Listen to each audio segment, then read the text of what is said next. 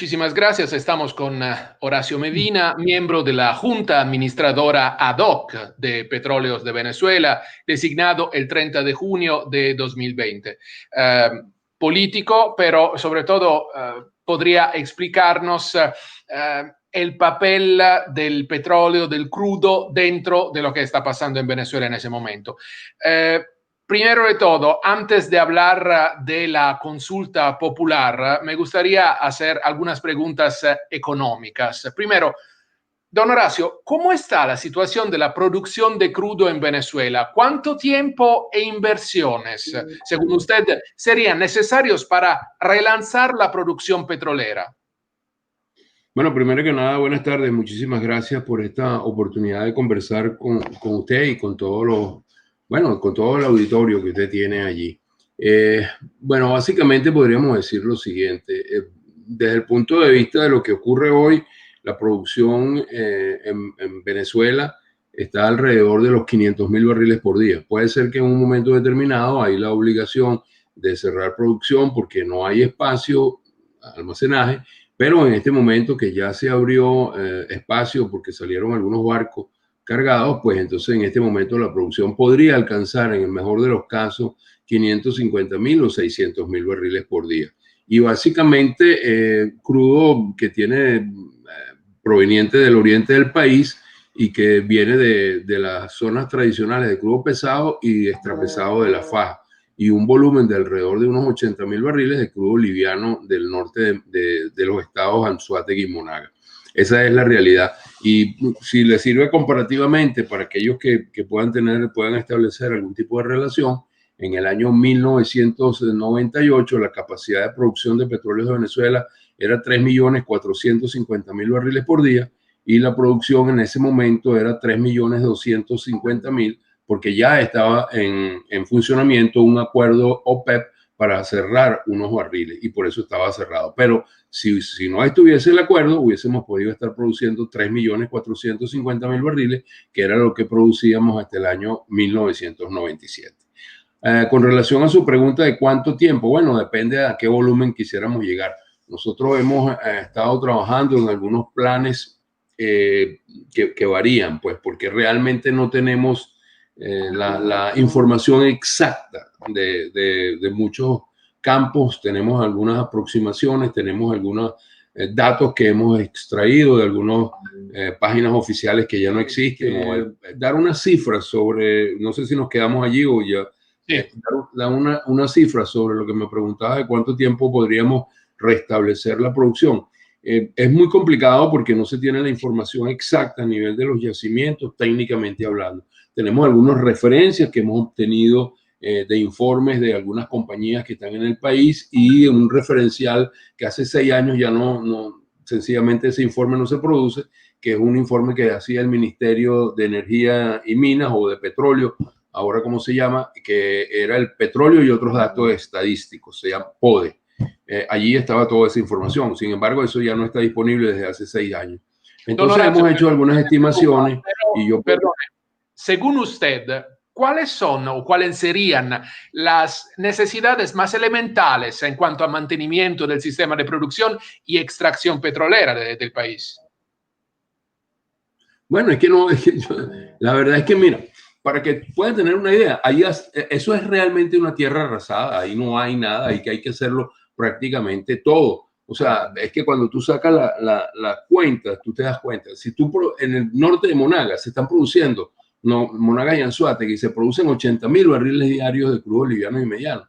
Y esa era una provincia que producía más de 500.000 de barriles ya en decadencia, ¿no? Entonces es un acabado total. Entonces hay que hacer todo prácticamente de nuevo, y eso es muy, muy complicado.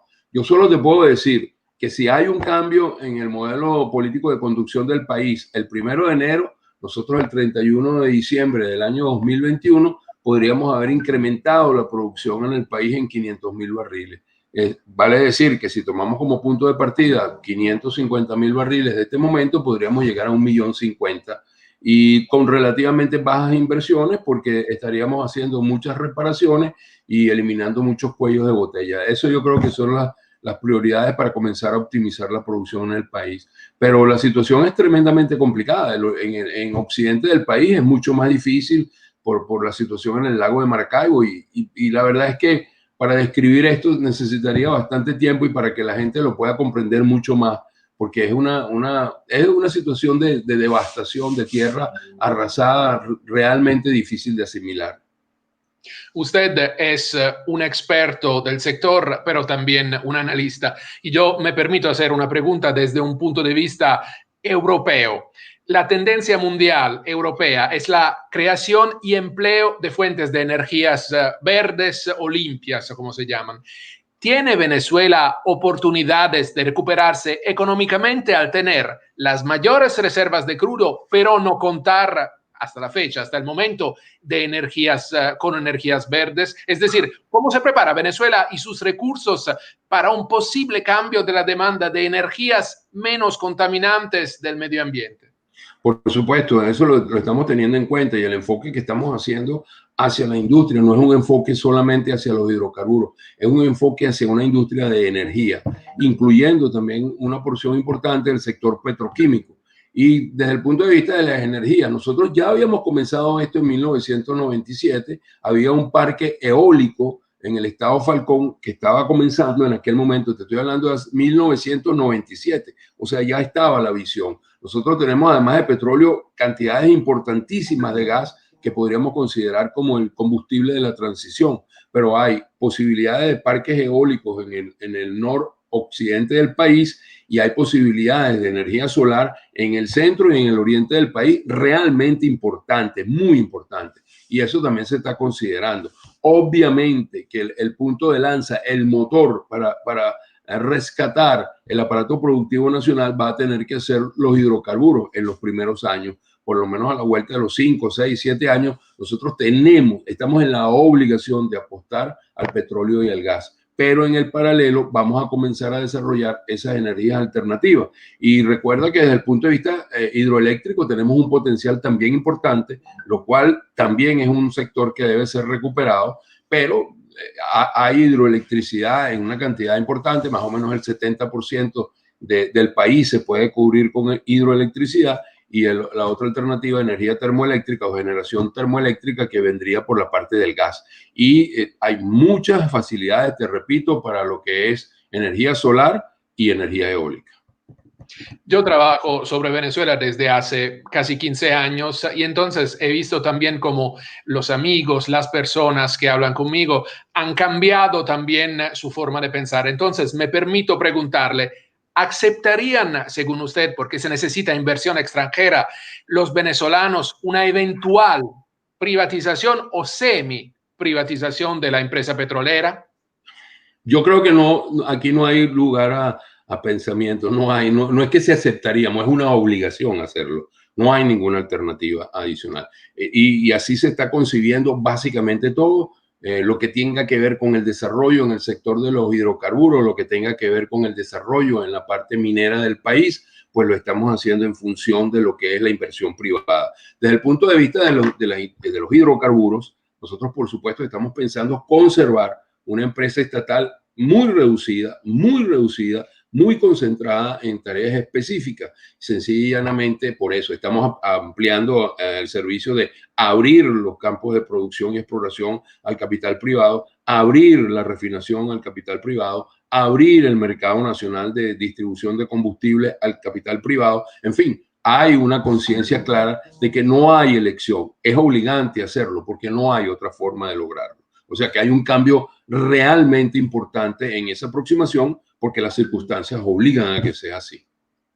Don Horacio, ¿qué piensa usted sobre la función social que ha creado el chavismo en torno a la empresa petrolera? Aquí nosotros estamos bajo un verdadero bombardeo de información pro-chavista explicándonos que el chavismo, Hugo Chávez Frías antes y Maduro después, utilizan el crudo para el pueblo, para que el pueblo efectivamente viva bien. ¿Puede explicarme usted y explicar a quien nos escucha que las cosas a lo mejor son un poco diferentes? No, perdóname, Philips.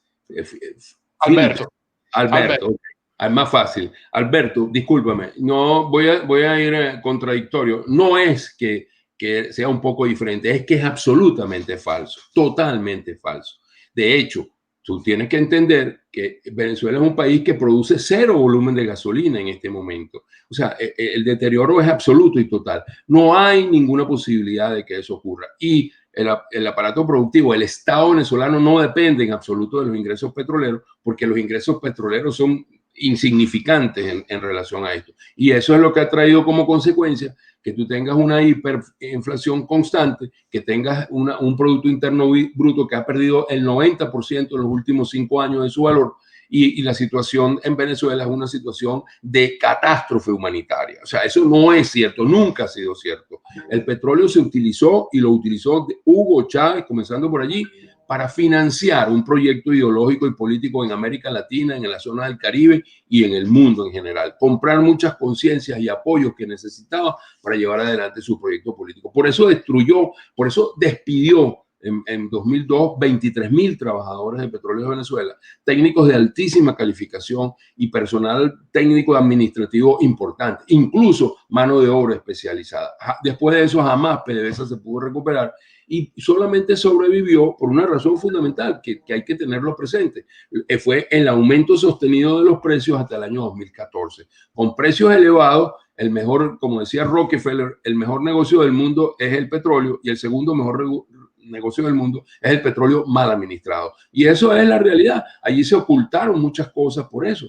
El deterioro absoluto y total, la caída de la capacidad de producción, la pérdida de la capacidad de refinación y, en fin, una cantidad de elementos que llevan a esto. No es cierto eso. Al principio hubo muchos planes que fueron planes concebidos bajo la visión populista que no tienen ninguna forma de sostenibilidad en el tiempo. O sea, yo creo que eso también va a sufrir un cambio importante. Nosotros creemos que ciertamente el país necesita dirigir los esfuerzos y los ingresos más importantes que se van a recibir al principio a satisfacer el sector de la salud, el sector de la vivienda, el sector de la educación y el sector social en su importancia. Por eso es que no hay dinero tampoco para que nosotros podamos recuperar la industria de los hidrocarburos con capital del Estado. Eso no puede suceder porque hay que atender las otras ingentes necesidades que tiene la población venezolana. Así que yo creo que hay un cambio profundo en el momento que ocurra, en el cambio en el modelo político en Venezuela, va a haber un cambio profundo también en la aproximación sobre lo que se debe hacer. Ahora, si no hay un cambio en el modelo político, eso no va a ocurrir, porque ¿cuál capital internacional va a ir a Venezuela con cuáles garantías? Ya lo hemos visto, las expropiaciones ocurrieron desde el 2007 hasta los momentos de una manera brutal. Venezuela tiene deudas de más de 20.000 millones de dólares por esas expropiaciones. Tienes una empresa como Citgo que está amenazada precisamente por esa situación. En fin, yo creo que todo eso fue una gran mentira que se montó en función de unos altísimos precios y de una empresa que venía con una inercia de producción importante hasta que poco a poco se fue extinguiendo. Don Horacio, es una pregunta que, bueno, se enfadan mucho los venezolanos, pero ¿qué piensa usted de los contratos que ha suscrito la Asamblea Nacional Constituyente, que no tenía derecho, porque solo la Asamblea Constituyente, solo la Asamblea Nacional, es decir, el Parlamento puede firmar, puede suscribir estos contratos, con países como China, Irán, Rusia, Turquía? Es decir, se pueden, yo espero que haya un cambio, pero se pueden retomar y rediseñar esos proyectos y esas relaciones internacionales en un marco más beneficioso para Venezuela. Claro, me gusta esa pregunta, Alberto, porque muchas veces se confunde y se piensa que al producirse el cambio, pues entonces va a venir la misma situación que ellos hicieron, hacer lo mismo que ellos hicieron. Eso no es así. Obviamente tú lo tienes muy claro.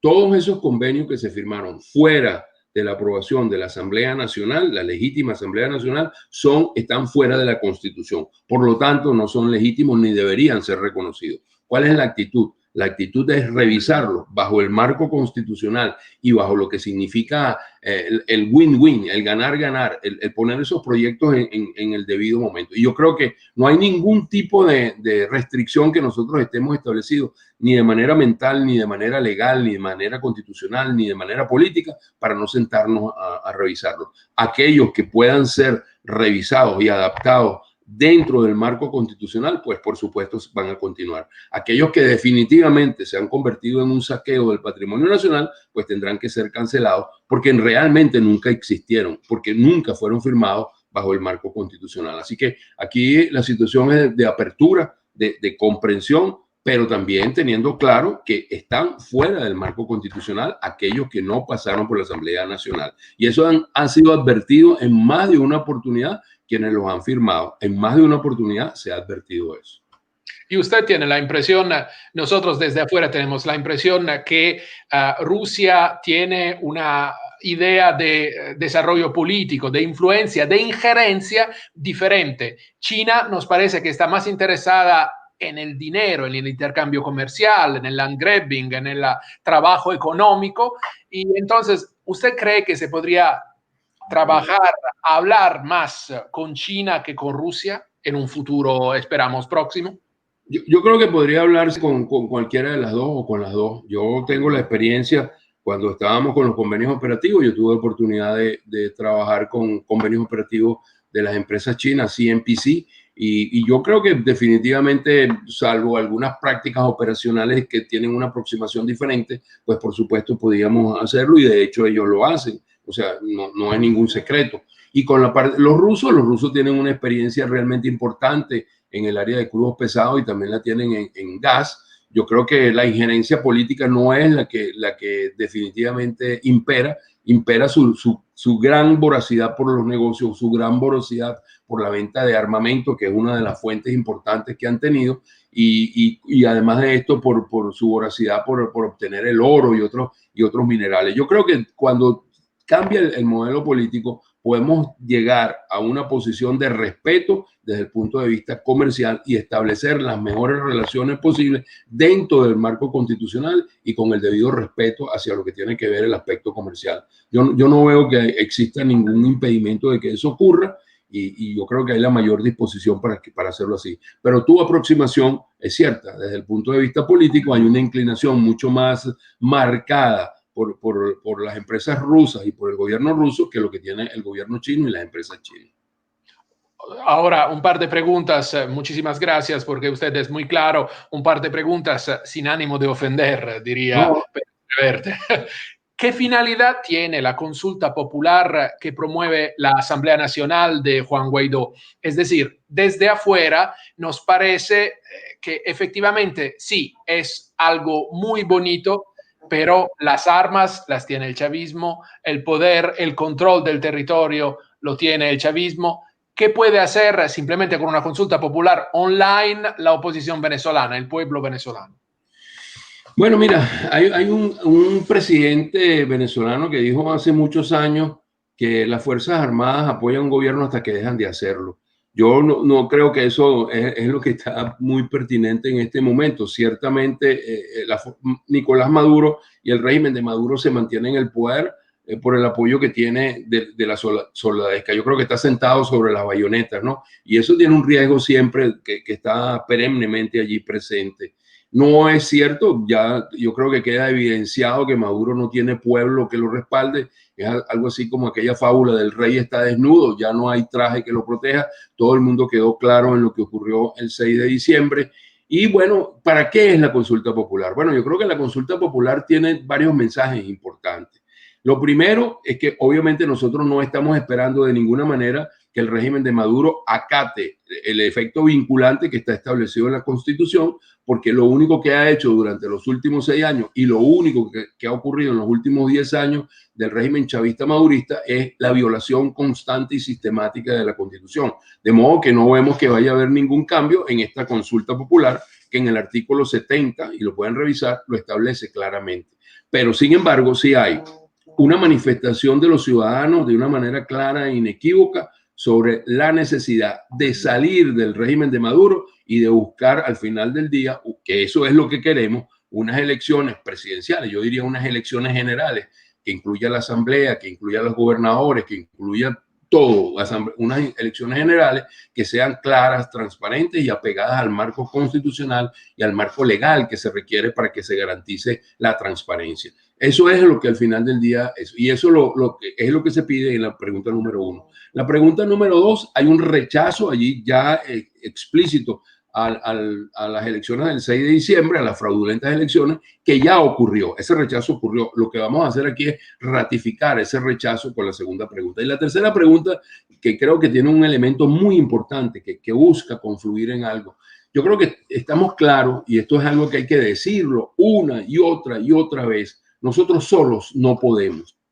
No podemos resolver esto, pero solo nosotros no podemos sentarnos a esperar que otro lo resuelva. Nosotros tenemos que hacer nuestra parte. Y esto es una forma de reanimar, movilizar, organizar y concientizar a los venezolanos a través de esta consulta popular, mientras que, de manera simultánea, se pide al mundo ayuda para resolver algo que no podemos resolver. Yo creo que el informe de la ONU fue contundente, fue realmente muy duro, para dejar muy claro que en Venezuela existen crímenes de lesa humanidad y se violan de una manera sistemática los derechos humanos. Y amén de esto, Venezuela está sometida a una catástrofe humanitaria desde el punto de vista de lo que es la realidad socioeconómica de los venezolanos. Y por si fuera poco, tenemos casi 6 millones de venezolanos en el exterior que causan una presión social tremenda, sobre todo en Colombia, en Perú, en Ecuador y en fin, en los países latinoamericanos, en la frontera con Brasil, en las islas del Caribe. Y esto es algo que requiere una atención.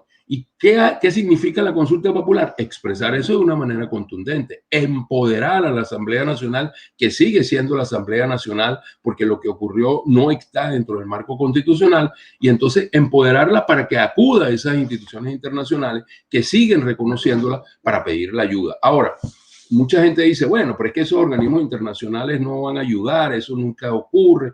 Bueno, es cierto, tienen un grado importante de razón, pero tampoco se han topado nunca con la perseverancia, la insistencia que nosotros le estamos poniendo. Hace 2, 3 años atrás, ya no recuerdo exactamente, Siria era el tema del día, ¿no? En todas partes. Hoy en día en Siria sigue estando el mismo dictador, siguen ocurriendo las mismas barbaridades o peores que existían antes. ¿Y por qué?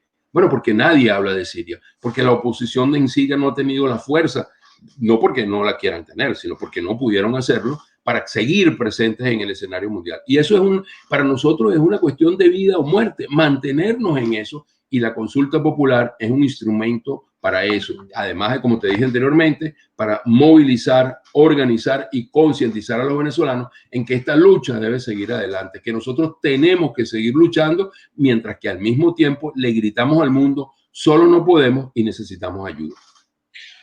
Es una lucha muy larga y sobre todo tengo un poco de vergüenza hacer preguntas como esta porque yo vivo afuera, entonces no tengo que regresar en una calle oscura de Caracas arriesgando mi vida como hacen los venezolanos día a día, o que sea Maracay, que sea cualquier lugar de Venezuela.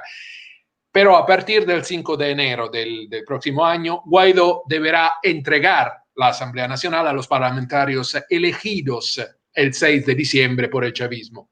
¿De qué servirá la consulta popular para evitar esta situación? Bueno, Alberto, primero, de aquí al 5 de enero todavía falta mucho tiempo, ¿no? Muchas cosas pueden pasar.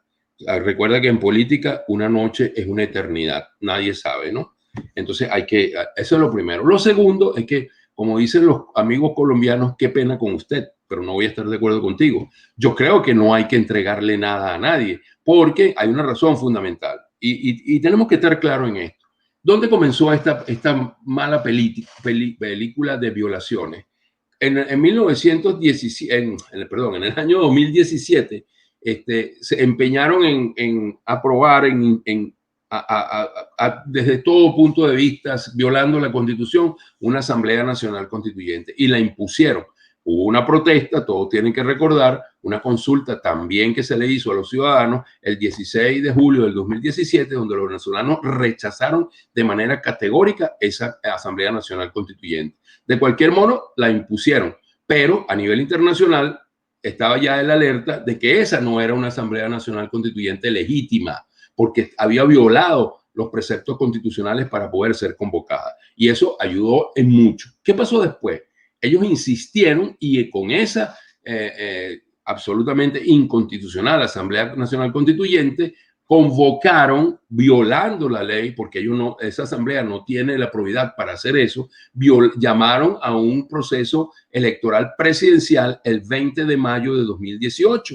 No lo hizo el CNE, lo hicieron ellos en la Asamblea Nacional Constituyente. Por lo tanto, otra vez, a partir de allí, y recordemos algo, yo recuerdo algo que un nombre que a mucha gente no le gusta, pero es la verdad, él fue el primero que lo dijo y el primero que dijo con seriedad que no se iba a reconocer eso porque ese proceso no había existido, que se llama Joseph Borrell, y lo dijo en mayo del 2018, yo lo recuerdo claramente, y a partir de allí insistió en innumerables ocasiones diciéndole a Maduro que debía convocar a un proceso electoral dentro del marco constitucional. Llegamos al mes de diciembre y no hubo ese proceso, cuando el 5 de enero hay el cambio de la Asamblea Nacional, que dicho sea de paso, no el cambio, sino que debe asumir el nuevo presidente. La Asamblea Nacional dice no hay presidente que asumir, no hubo proceso electoral, el vicepresidente era el mismo que se supone que había ganado, por lo tanto tampoco era, y entonces en ese vacío legal se determina que la Asamblea Nacional asuma y la Asamblea Nacional nombra como presidente interino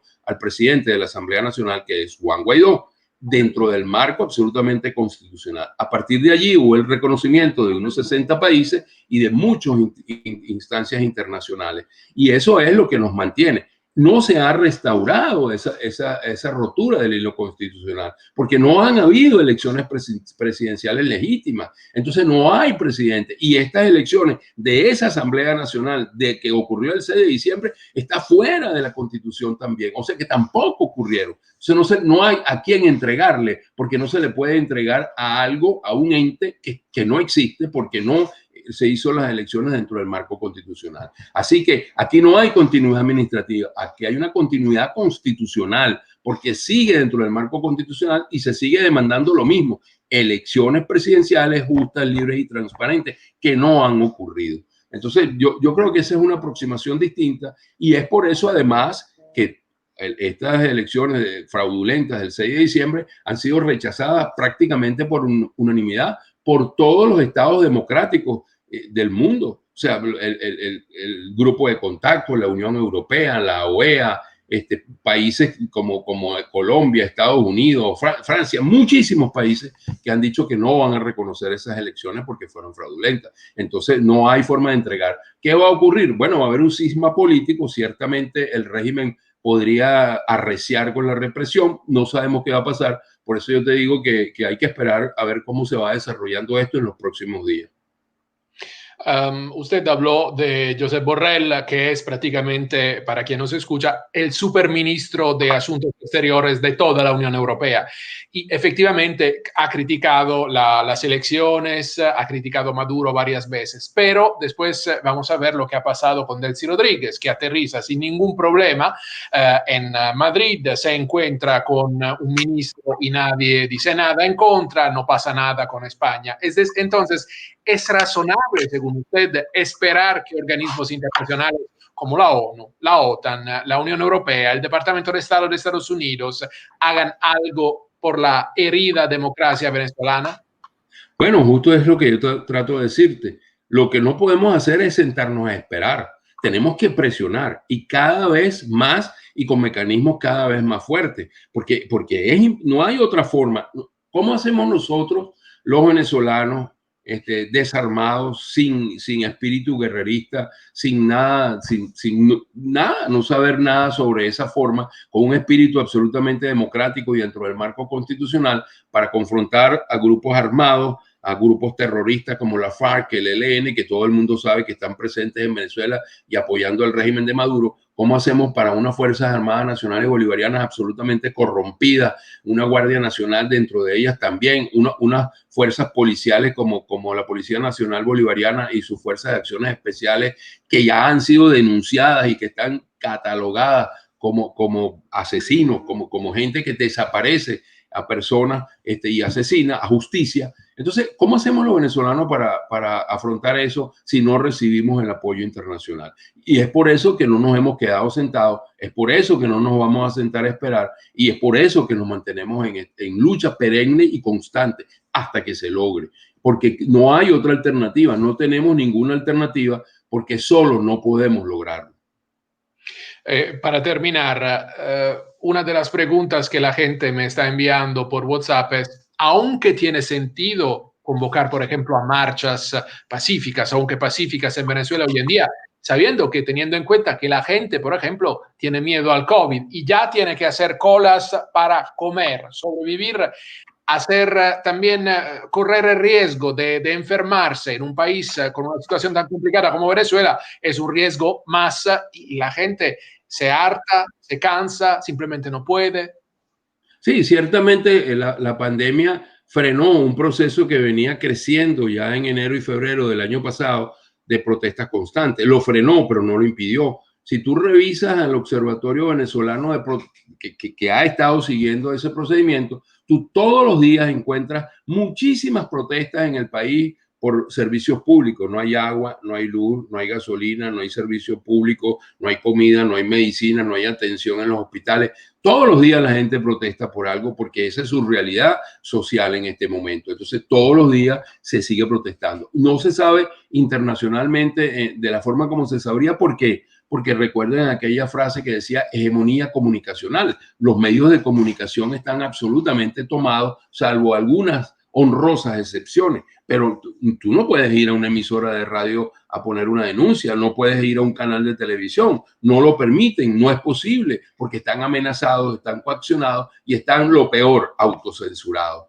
Entonces, por eso no se sabe, pero las protestas continúan todos los días a pesar de la pandemia, aunque te repito, las grandes manifestaciones se vieron, sí, definitivamente minimizadas, mitigadas por la pandemia. Pero de alguna manera esto va a continuar. Y yo creo que mañana es un momento importante para ver alguna diferencia.